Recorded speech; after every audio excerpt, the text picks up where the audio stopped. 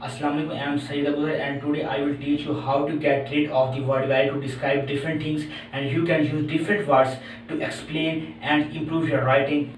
Stop using very words. Very fast, very slow, very cold, very hot. These are common words. You can use different words. For example, very rude, you can use vulgar. For example, very short, you can use brief. For example, very slowly, stop using very slowly, you can use sluggish. Sluggish is more formal than very slowly. Poor, stop using very poor, you can use destitute. I am destitute, it means that I have no money. Stop using very fast, you can use rapidly. Rapidly is more formal than very fast. Stop using very hot, you can use scalding.